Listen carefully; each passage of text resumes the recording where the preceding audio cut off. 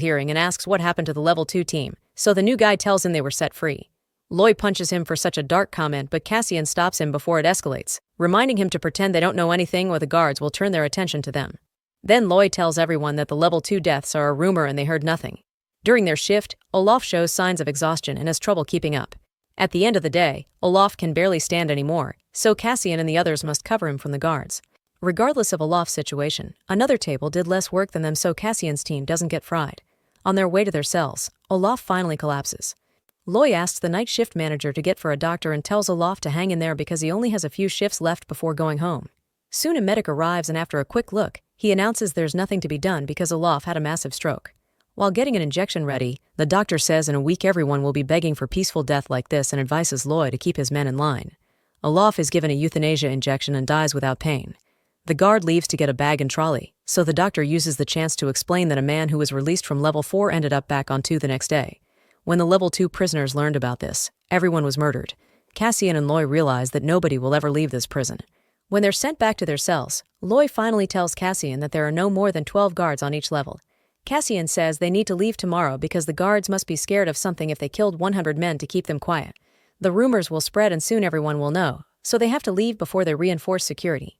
Loy doesn't think Cassian's plan is good enough, so Cassian shakes him and points out they'll bring a new guy to replace Olaf, meaning it'll be the perfect moment to strike. Once they're back in their cells, Cassian tells everyone what he learned from the doctor and Loy finally snaps, yelling that nobody is ever getting out. He sends everyone to bed by telling them to think about it. The next morning Loy gives an inspirational speech to convince everyone they must escape by working together. On their way to the factory, the intercom announces that all shift changes will be silent until further notice.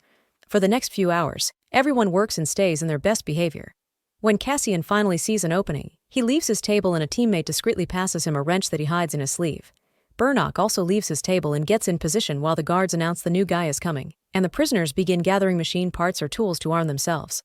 Cassian makes it to the bathroom and starts filing the pipe again, causing further damage with the help of the wrench. After applying lots of strength, the pipe finally bursts and water begins pouring out. He then runs back to the factory just in time for the arrival of a new prisoner. As water starts reaching the room, the guards activate the lift and the prisoners trigger their plan.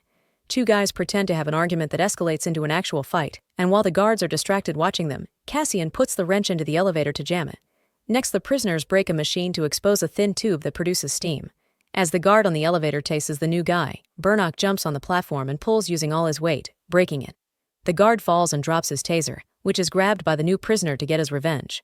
After the guard goes down, another officer brings the new man down with a quick shot. All the officers are getting ready to open fire, however Loy commands the prisoners to attack and they start throwing things at the guards. Shots are still fired and a few prisoners are brought down. Burnock tries to keep on climbing, but sadly he's shot down, so Cassian takes over. Eventually the guards get tired of the projectiles in order to activate the floor. The prisoners immediately jump on the table, but a few who aren't fast enough get electrocuted anyway. The floor's power makes contact with the water and triggers a short circuit that shuts down the power on level 5. Now that the electric floor is disabled, the prisoners can move freely and Loy leads a revolt. The guards open fire again, bringing down more prisoners in the middle of the chaos. Cassian continues to climb and finally reaches a guard, so he makes him trip and punches him to knock him out. Then he uses the man's gun to shoot the other guard. Now Loy and the rest of the prisoners can climb too, while Cassian kills the guard at the control panel.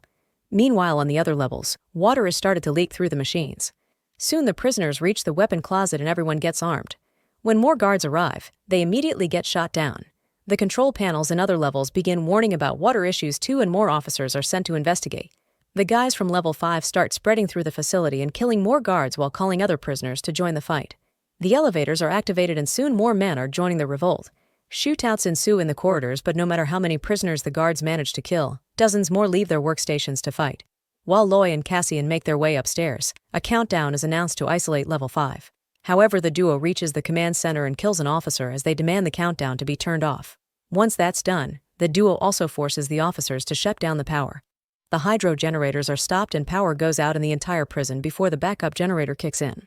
Next, Cassian keeps both officers against the wall while Loy uses the microphone to inform all the levels what's going on, urging every prisoner to escape now that the floors are deactivated. He also confirms that level 2 was fried and they have no future here, so dying trying to escape is still a preferable end. Soon there's a riot in every level with prisoners running all over the place and gathering weapons as they chant one way out. Realizing they're vastly outnumbered, the surviving guards stay hidden in a bunker. The prisoners run through all the corridors and up the stairs until they finally reach the top of the facility. Everyone starts jumping into the water except for Loy, who admits he can't swim. Before Cassian can help him, he's pushed down by the excited crowd. A few hours later, Cassian and another prisoner have reached land and are running away under the light of 3 moons.